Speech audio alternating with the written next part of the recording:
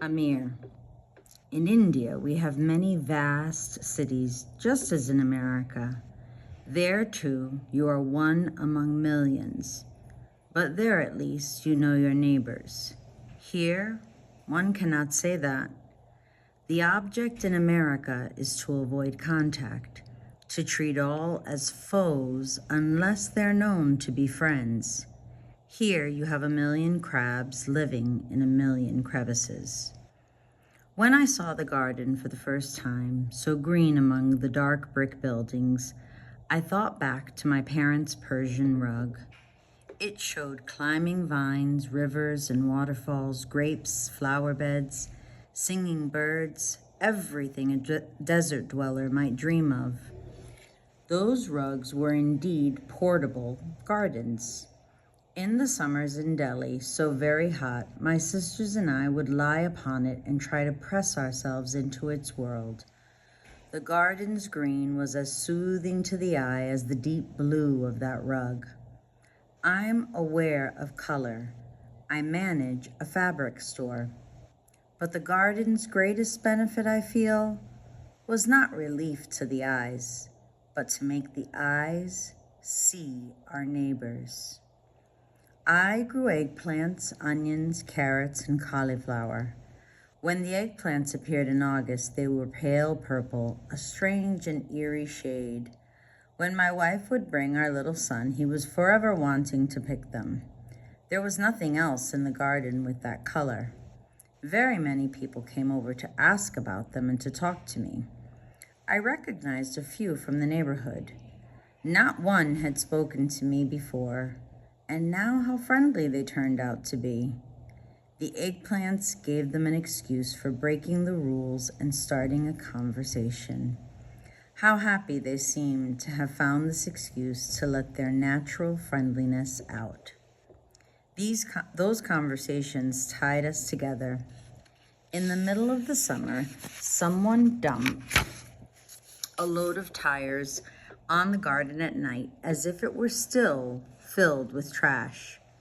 A man's 4 rows of young corn were crushed. In an hour, we had all the tires by the curb. We were used to helping each other by then. A few weeks later, early in the evening, a woman screamed down the block from the garden. A man with a knife had taken her purse. 3 men from the garden ran after him. I was surprised that I was one of them. Even more surprising, we caught him. Royce held the man to a wall with his pitchfork until the man arrived. I asked the others. Not one of us had ever chased a criminal before, and most likely we wouldn't have except near the garden. There, you felt part of a community. I came to the United States in 1980. Cleveland is a city of immigrants. The Poles are especially well known here. I'd always heard that Polish men were tough steel workers and that the women cooked lots of cabbage. But I'd never known one until the garden. She was an old woman whose space bordered mine. She had a 7-block walk to the garden, the same route I took. We spoke quite often. We both planted carrots. When her hundreds of seedlings came up in a row, I was very surprised that she did not thin them out, pulling out all but one healthy-looking plant each few inches to give them room to grow. I asked her. She looked down at them and said she knew she ought to do it, but that this task reminded her too closely of her concentration camp, where the prisoners were inspected each morning and divided into 2 lines, the healthy to live, the others to die. Her father, an orchestra violinist, had spoken out against the Germans, which had caused her family's arrest. When I heard her words, I realized how useless was all that I'd heard about Poles, how much richness it hid, like the worthless shell around an almond. I still do not know or care whether she cooks cabbage.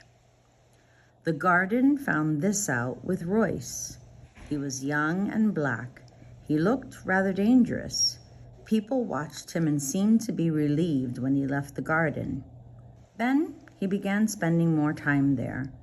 We found out that he had a stutter, then that he had two sisters, that he liked the cats that roamed through the garden, and that he worked very well with his hands. Soon, all the mothers were trying to feed him. How very strange it was to watch people who would have crossed the street if they'd seen him coming a few weeks before, now giving him vegetables, more than he could eat. In return, he watered for people who were sick and fixed fences and made other repairs. He might weed your garden or use the bricks from the building that was torn down up the block to make you a brick path between your rows. He always pretended he hadn't done it. It was always a surprise. One felt honored to be chosen. He was trusted and liked and famous after his exploit with the pitchfork. He was not a black teenage boy. He was Royce. In September, he and a Mexican man collected many bricks from up the street and built a big barbecue. I was in the garden on Saturday when the Mexican family drove up in a truck with a dead pig in the back. They built a fire, put a heavy metal spit through the pig, and began to roast it. A bit later, their friends began arriving. One brought a guitar, another played violin. They filled a folding table with their food. Perhaps it was one of their birthdays, or perhaps no reason was needed for the party. It was beautiful weather, sunny but not hot. Fall was just beginning and the garden was changing from green to brown. Those of us who had come to work felt the party spirit enter us. The smell of the roasting pig drifted out and called to everyone, gardeners or not. Soon, the entire garden was filled. It was a harvest festival like those in India, though no one had planned it to be. People brought food and drinks and drums. I went home to get my wife and son. Watermelons from the garden were sliced open. The gardeners proudly showed off what they had grown. We traded harvests, as we often did, and we gave away food, as we often did also. Even I, a businessman, trained to give away nothing, to always make a profit. The garden provided many excuses for breaking that particular rule. Many people spoke to me that day. Several asked where I was from. I wondered if they knew as little about Indians as I had known about Poles. One old woman, Italian I believe, said she'd admired my eggplants for weeks and told me how happy she was to meet me. She praised them and told me how to cook them and asked all about my family. But something bothered me. Then I remembered.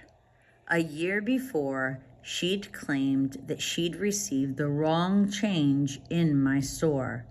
I was called out to the register.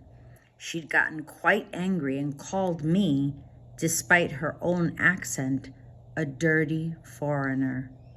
Now that we were so friendly with each other, I dared to remind her of this. Her eyes became huge. She apologized to me over and over again. She kept saying, "Back then, I didn't know it was you." That's the end of Amir.